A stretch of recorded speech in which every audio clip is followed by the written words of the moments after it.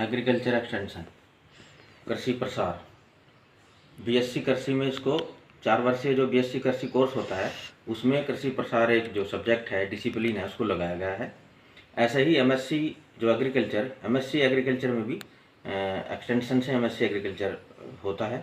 और इसका जो ये डिसिप्लिन है, जो सब्जेक्ट है, इसका एक अलग महत्व है, क्योंकि जो कृषि से संबंधित जितना अनुसंधान है, जितना रिसर्च है, टेक्नोलॉजी है, इनोवेशन है, वो बिना एक्सटेंशन के, बिना प्रसार के किसानों तक या ग्रामीण क्षेत्रों तक वो नहीं पहुंच सकता। इसलिए एक्सटेंशन का एक अलग महत्व है। एक्सटेंशन में जो प्रसार करने की जो विधियां हैं, जो उनकी जो अलग अलग प्रकार की जो विधियां हैं, कौन सा प्रसार, किस तरह का प्रसार, एक व्यक्ति को किस तरह का प्रसार किया जाएगा, 5 व्यक्ति को कैसा प्रसार, कौन सी टेक्नोलॉजी अपनाई जाएगी, और जो बहुत सारे व्यक्ति हैं, बहुत एक जन समूह है, उसके अंदर अगर हमको उन लोगों को कोई नई तकनीकी पहुंचानी है, कोई नई टेक्नोलॉजी पहुंचानी है, तो वो कैसे प्रसार के द्वारा किया जाएगा। तो उसके लिए प्रसार में 3 विधियां दी गई हैं, जिसको हम एक्सटेंशन मेथड कहते हैं। जिसमें एक होती है व्यक्तिगत विधि, जिसको हम इंडिविजुअल मेथड कहते हैं। दूसरा होती है ग्रुप जो मेथड, जिसको हम समूह जो संपर्क कहते हैं। तीसरा है हमारा मास संपर्क, जिसको हम मास अप्रोच भी कहते हैं, समूह, बड़े क्षेत्र को समझाने के लिए। तो उसमें जैसे व्यक्तिगत जो एक विधि है, व्यक्तिगत जो संपर्क है, उसके लिए हमको किसान को कार्यालय में बुलाया जा सकता है, किसान के घर पे भेंट कर सकते हैं, किसान को जाकर के उसके खेत पर मिला जा सकता है।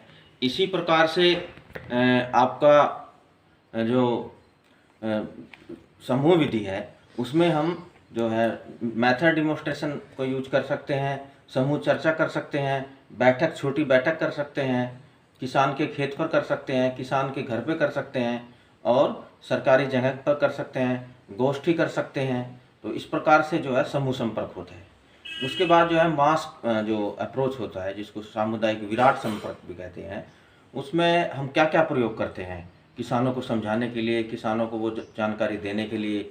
उसमें आता है आपका चलचित्र, जिसको हम सिनेमा कहते हैं, उसका यूज बड़े पैमाने पर कर सकते हैं, प्रोजेक्टर का यूज कर सकते हैं, किसान मेला लगा करके किसानों को, बड़े समूह को संबोधित किया जा सकता है, उनको जानकारी दी जा सकती है। किसान मेले के बाद लाउड स्पीकर का प्रयोग कर सकते हैं क्षेत्र में बताने के लिए, कोई भी चीज़ बताई जाती है, नई चीज़ कि नई वैरायटी आई, नया कोई बीज आया, तो उसके बारे में किसानों को बताया जा सकता है। उसके बाद उसमें जो है जो दूरदर्शन और टीवी और ये आपका रेडियो, इनका प्रयोग भी जो है किया जा सकता है। रेडियो का और दूरदर्शन का, टेलीविज़न का, बड़े स्तर पर लोगों को एक बार में बहुत सारे लोगों को समझाया जा सकता है।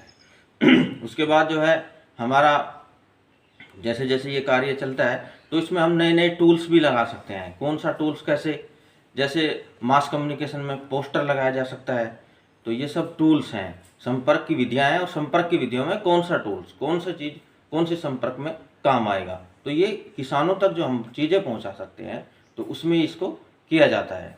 उसके बाद जैसे हमारे पास ऑडियो विजुअल एड्स हैं, उनका प्रयोग भी किसानों को समझाने में, बताने में किया जाता है। ऑडियो विजुअल एड्स में 3 प्रकार के ऑडियो विजुअल एड्स हैं, जिसको हम श्रव्य दृश्य सामग्री कहते हैं। एक तो होती है श्रव्य सामग्री, जिसको सुनाई देने वाली होती है।